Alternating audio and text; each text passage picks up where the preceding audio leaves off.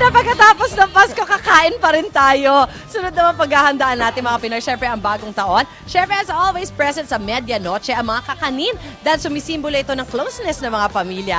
Kaya ngayong umaga tuturuan namin kayo ng isang kakanin with a twist. Ito ang biko na ang gamit ay black rice bilang malagkit. Makakasama natin sina Deo Santos ng SNS Kakanin. Kasama syempre para gawin ito, tuturo niya sa atin. Good morning, Deo. Ay, good morning. Yan. O paano ba ito ginagawa black rice? Nilagay na yung gata para Yan. makagawa siya ng latik. Mga gano'ng katagal yan bago maging ganyan? 30 minutes. 30 minutes na constant halo. Okay. So, pagkatapos ito, Deo, Ilalagay na yung sugar.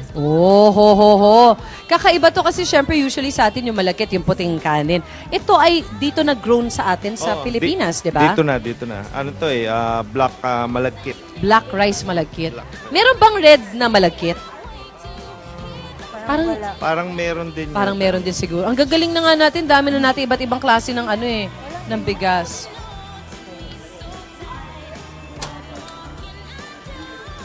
Yan. Baka naubos. Yan. Yan. Okay. Boom. Okay na. Tuloy ang ligaya. Oo nga. Tuloy. Okay, after nito, ano namang gagawin? Nahalo na natin ng brown sugar dun sa latik. Lalagay natin. Ilalagay na tong sinaing na black malagkit rice. Ang lagkit. Sobrang lagkit nga. Ito, pag kunwari, ang tubig ba, kasi parang regular saing lang siya, di ba? Yes. Mas maraming tubig ba than regular rice? Same. 1:1. Yes, ma'am. Okay. My God. May kalaban ng halayang ube sa mga panahong ito. Super lagkit. Nice one. Okay. So, paghahalu-haluin siya ng maigi. At syempre, bukod dito sa ginagawa natin, marami pa rin kayo iba mga kakanin na ginagawa, di ba, sa SNS? Opo. Ano-ano itong mga to na malapit yung maubos ng UH Barkada? Mukhang Yung- sikat yung kutsinta. Yung nasa dulo po, yung buchi. Buchi! Meron siyang mongo flavor or ube. Nice. The next one yung Palitaw. palitaw. O, pwede na yan. Pag nadaanan ng camera, dukot na kayo dyan after. Okay, nasa buchi pa. Okay, go. Palitaw. Ito susunod, maha. Maha blanca. Maha blanca. Ito naman, syempre, kutsinta. Kutsinta. At saka ito na yung black rice. Ayan yung Buti Biko. may nabutan pa yung camera ng kuwanan. Kasi bestseller nyo yung kutsinta kasi talaga no? Yes. Bestseller O, yan. namin yun. Diyan nag-umpisa. Diyan kami Kuya nag-start naman, Ito naman, kaya sikat na sikat.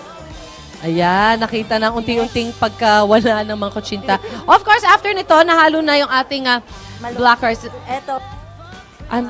Ilalagay na Calamansi. yung Dahon ng Calamansi. calamansi. Alright, na pinilas-pilas ganon. Okay. Nice! Kayo ba ay pwedeng orderan pa rin para sa Medianoche? Pwede po. pwede po. Paano? Paano ang contact sa inyo? Kailangan lang 2 days before mag-order. Then, magte-text lang sa number na 0935-5344588. Yun, para makapag-order 2 days. Ito na yung finished product, by the way, pag nagawa na. Syempre, ang ending niyan may cheese sa ibabaw. Yes, ma'am. So, ito ang kanilang black rice na biko. Maraming salamat sa inyong dalawa. Thank you so Thank much. you too. Napasaya nyo ang Maraming barkada ng salamat unang po. init. Thank you so much.